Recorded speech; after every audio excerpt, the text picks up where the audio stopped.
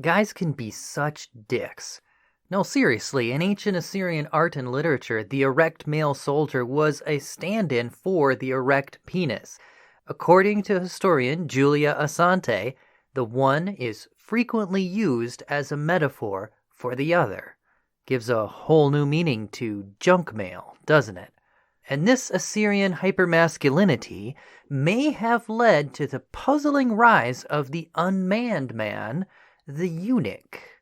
Now, eunuchs, or castrated men, were the opposite of the hyper-masculine male. They were the emasculated male. And yet, they surrounded royalty in the Byzantine Empire, the Chinese Empire, many Muslim caliphates, and in the original case, the Assyrian Empire. Eunuchs first appeared in the entourages of ancient Assyrian kings some 3,000 years ago. But why? And what do they have to do with men who are so manly their manhood is literally equated with their manhood? That's what we're talking about today on the History of Sex Short Shorts.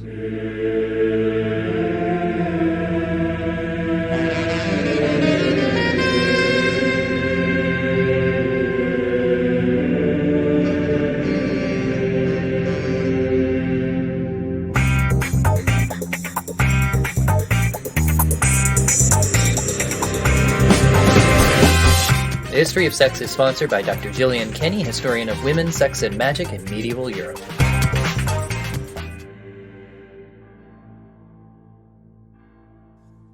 I want to thank our Patreon patron, Frederick Dumont, for making this episode possible.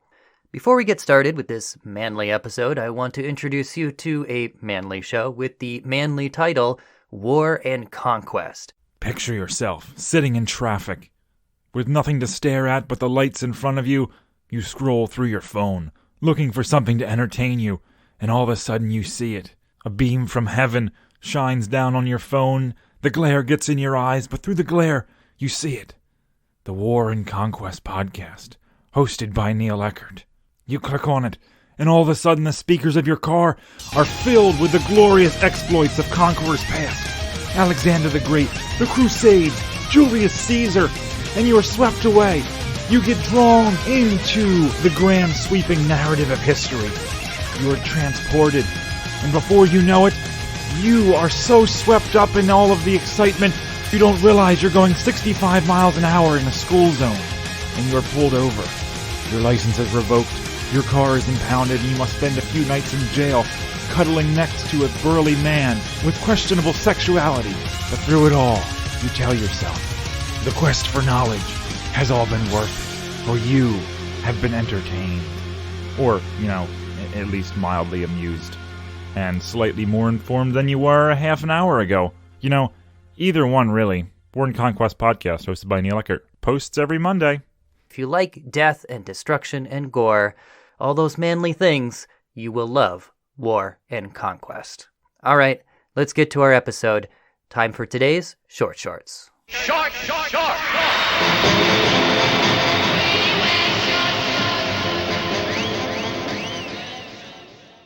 Now, what's a eunuch again? Oh yeah, that's a guy whose head is balls chopped off, or crushed, or surgically excised, or otherwise rendered ineffective. And the Assyrian term for a eunuch was sha-reshi, meaning unbearded, which contrasted with the intact or bearded man, sha-zegni.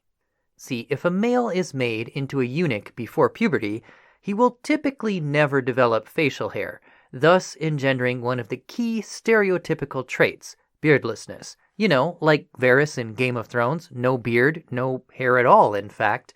That's a eunuch stereotype. Not completely true of all eunuchs, but true to historical perceptions of them at least. And in Assyrian art, intact men almost always sport long, luxurious, and meticulously oiled, curled, and groomed beards. They would have made great hipsters.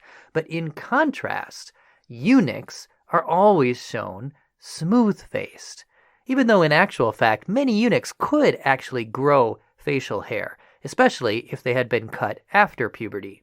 But nevertheless, the primary visual identifying characteristic of the eunuch was a smooth face.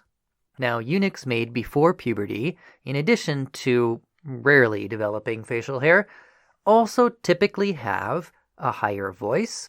They may be a bit pudgy and may have infantile genitalia. And there's a whole lot more to it. It's actually a fascinating story. We did a whole series on court eunuchs on my other show, Dead Ideas, so check that out if you really want to dive into this.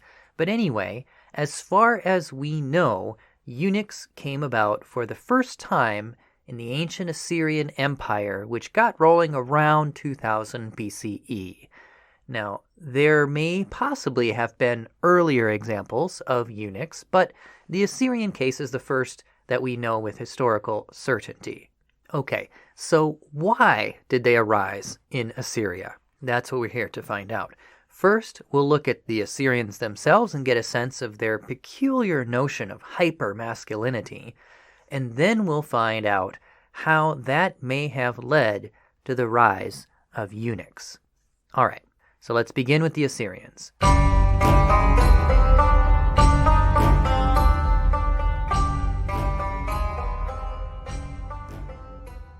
Last time, in our episode entitled Sex in the City of Babylon, we looked at the Babylonians, an ancient Mesopotamian culture, and another such culture was their neighbors to the north, the Assyrians. And their capital city, Ashur, was just a hop, skip, and a jump up the Tigris River. And throughout ancient history, the Babylonians and the Assyrians took turns dominating the Fertile Crescent. Isn't it nice when kids play together? Well, it was a beautiful day in the neighborhood when the Assyrians came screaming in and decided it was their turn, gently raining down a hellstorm of arrows, their favored weapon, whose penetrative power is a metaphor not lost to historians. I'll give you one guess what it represented. That's right. And the Assyrians didn't mind being compared to dicks. In fact, the Assyrians went down in history as major pricks, and that was intentional on their part. See, as a propaganda campaign, Assyrian kings erected monuments to the cruelties that they inflicted upon conquered peoples. It was an intimidation tactic to keep people in line. Here's a typical example of the kind of thing that they would write about themselves on a monument. I built a pillar at the city gate, and I flayed all the chief men who had revolted, and I covered the pillar with their skins. Some I walled up inside the pillar, some I impaled upon the pillar on stakes.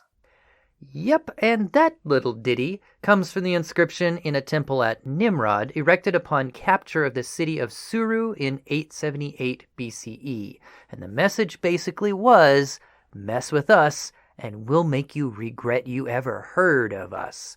The Assyrians made it known far and wide just how big of dicks they could be.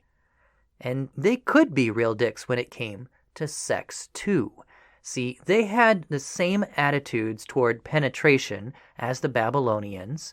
Now, to review, the long and short of it is this: sexually penetrating another person, female or male, was just fine. It expressed your masculine prowess. But being sexually penetrated, well, that was another story altogether. That was just about the worst thing that could possibly befall you. It marked you as feminine and passive, and you became the object of ridicule and scorn. And this was a key point of that hyper-masculinity of the Assyrians. For them, a man was to be absolutely inviolate, never to be violated in any way, shape, or form. And you can see this depicted in Assyrian art. As historian Julia Asante notes, no arrow ever pierces the Assyrian body, no knife, no sword, no lance. Asante says again, Akkadian sources frequently conflate the male body and the penis. The erect penis is, in turn, likened to effective weapons. Thus, to be penetrated by a weapon is also metaphorically equivalent to sexual violation in their view, and thus unmanly. So even weapons are metaphors for dicks for Assyrians. Thus, to be penetrated by a weapon is metaphorically equivalent to sexual violation in their view and thus unmanly. And just imagine what this must have been, the anxieties that must have been felt by Assyrian soldiers themselves. I mean, one can only imagine the double humiliation faced by an Assyrian veteran soldier who is actually wounded on the battlefield, because you can't always just avoid that. This poor veteran is not only defeated, but emasculated as well. In short, the inviolate body was what defined an Assyrian male, and if you were violated, that is what knocked you off of that privileged perch called manhood. And Asante puts a fine point on it here.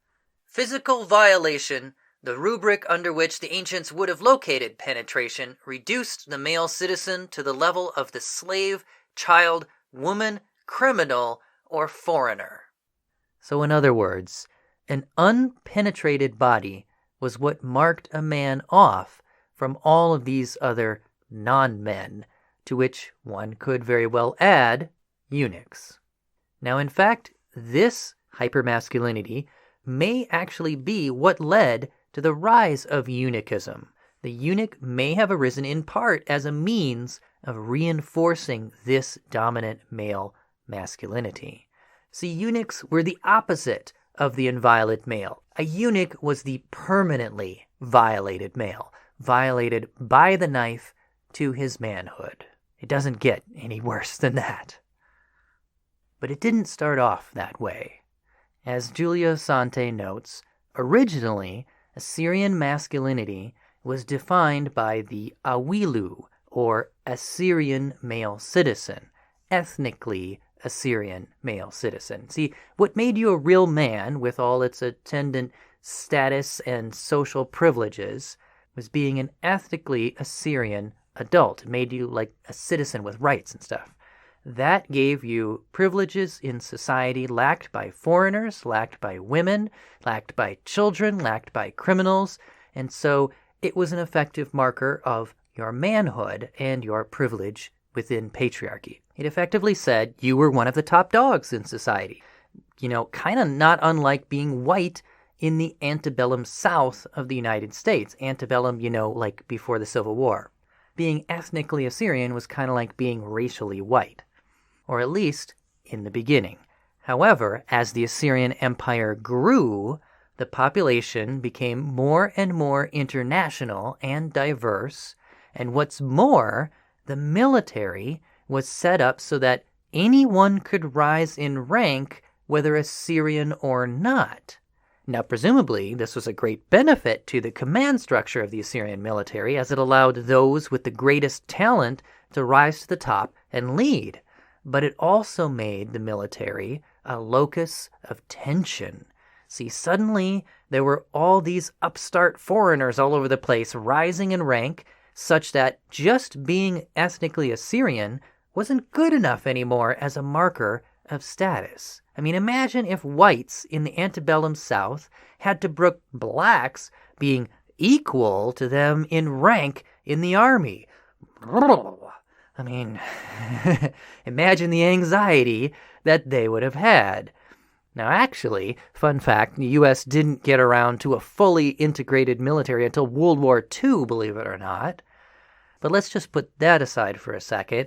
If you could picture the masculine anxiety in the antebellum South of the U.S., then you can fairly picture the anxiety present for Assyrian men 3,000 years ago. So in short, Assyrian males, like American whites, needed a new way to define themselves as men.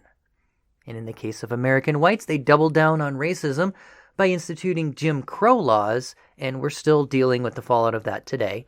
But Assyrians actually found a different way to resolve the issue, though no less reprehensible.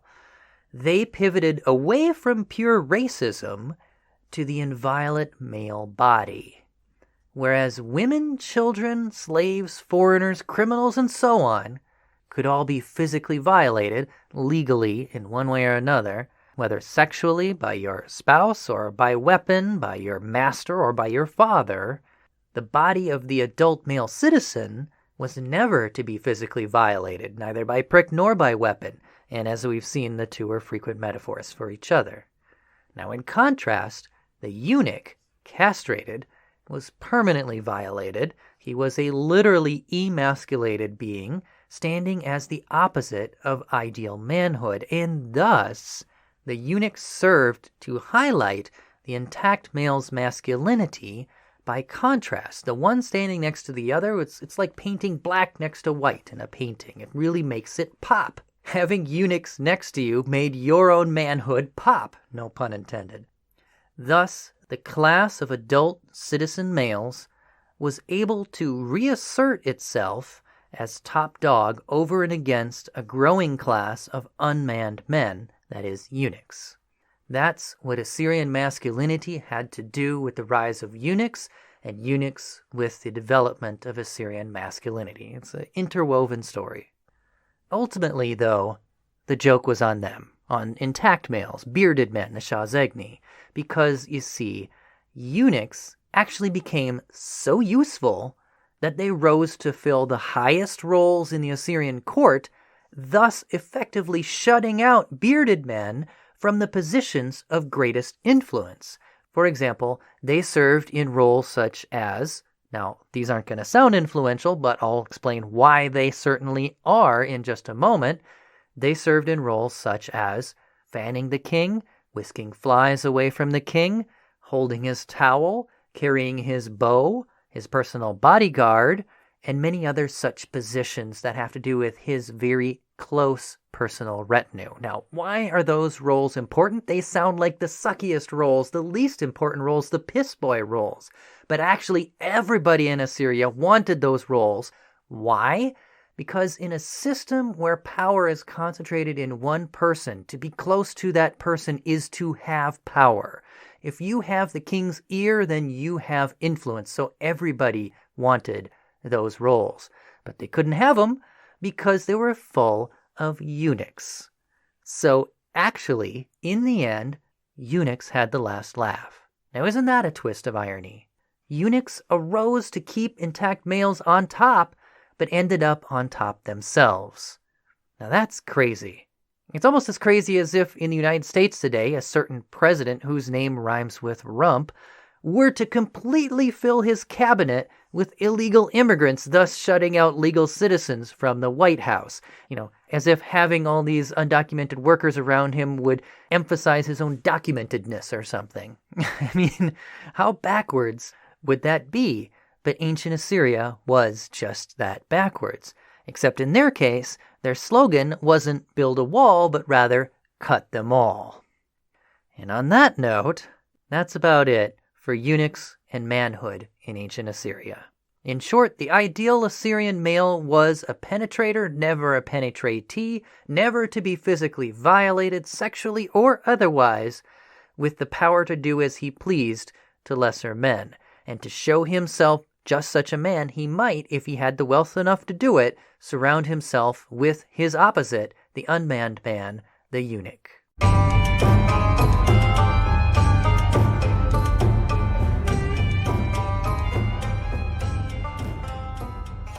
Well, I hope you learned something today. I certainly did. If you like what we're doing here, folks, you can support the show by subscribing, rating, and reviewing, or supporting us on Patreon. $5 a month gets you a portrait in the time period and culture of your choosing.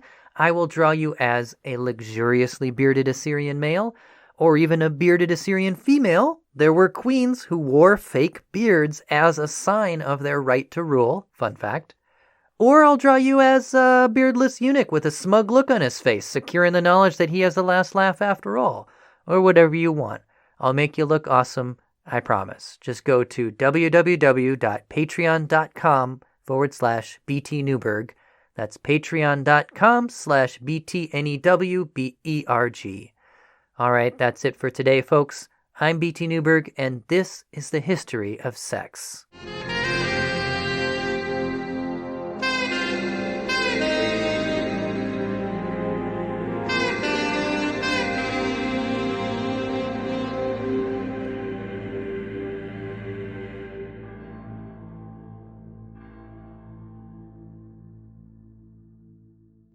Podcast theme music mixed from tracks by Kevin MacLeod. For additional credits, references, photos, and more, see our website at www.historyofsexpod.com.